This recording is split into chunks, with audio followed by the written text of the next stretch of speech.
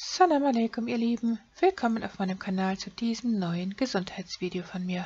Heute zeige ich euch, wie man leckere Veggie-Burger macht, also vegane Burger aus Okara. Und Okara ist der Trester von der Sojamilch, der übrig bleibt, wenn man die eigene Sojamilch zu Hause herstellt. Okara ist sehr protein- und vitalstoffreich und ist ein toller Ersatz für das minderwertige Fleisch aus der Massentierhaltung.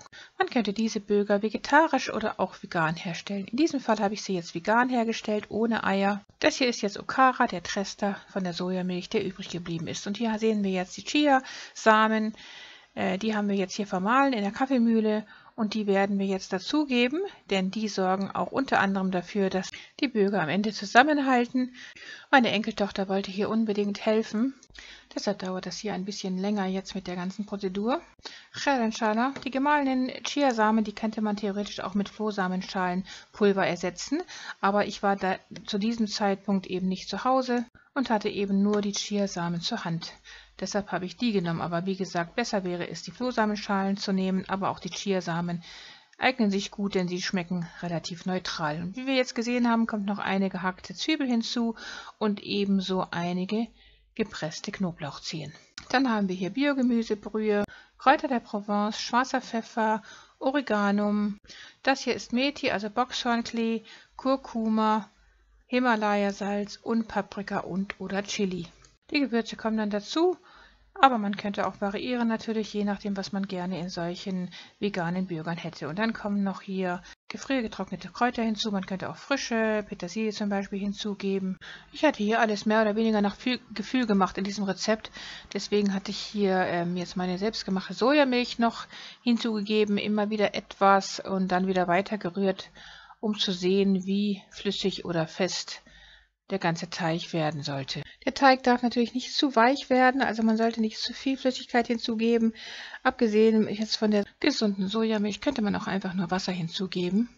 Und dann hatten wir hier jetzt noch einen Esslöffel Tomatenmark hinzugegeben und dann nochmal einfach alles gut durchgerührt.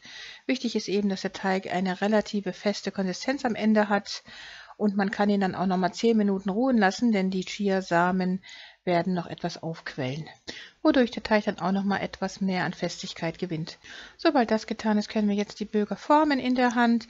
Auf diese Weise möglichst flache Burger sollten das werden, also eben genau wie Frikadellen auch, so sollten die aussehen. Ja, und nachdem alle dann geformt sind, sehen die dann so aus, wie wir das jetzt hier sehen. Und dann kann man sie auch in der Pfanne anbraten. So einfach geht das und dazu nehmen wir einfach wieder gesundes, natives Kokosöl zum Anbraten. Das ist immer das beste und gesündeste Öl zum Anbraten.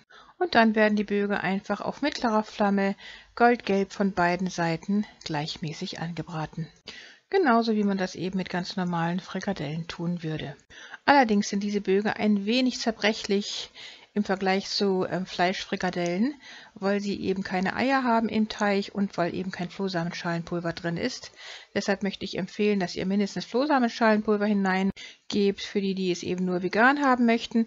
Ansonsten könnte man aber, wie gesagt, auch Eier hineingeben, sofern sie von Bioqualität sind. Ja, und am Ende sieht das Ganze dann so aus. Richtig lecker und die schmecken auch richtig köstlich, wie ich finde. Man könnte sie jetzt einfach so, wie man das auch mit Frikadellen tut, mit einer leckeren Soße zusammen essen oder auch einfach mit einem gesunden Dip. Oder man stellt echte vegane oder vegetarische Burger aus ihnen her, indem man sie mit ketogenen Brötchen zusammen serviert.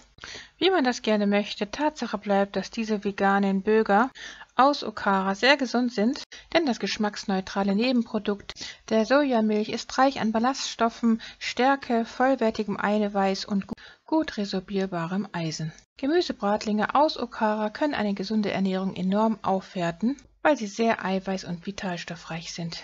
Damit wünsche ich euch guten Appetit, viel Erfolg beim Nachmachen dieser Bratlinge. Und wenn euch das Video gefallen haben sollte, dann abonniert meinen Kanal und vergesst nicht, das Glockenzeichen zu betätigen, damit ihr kein Video mehr von mir verpasst. Liebste Grüße, Salam alaikum, eure Mariam.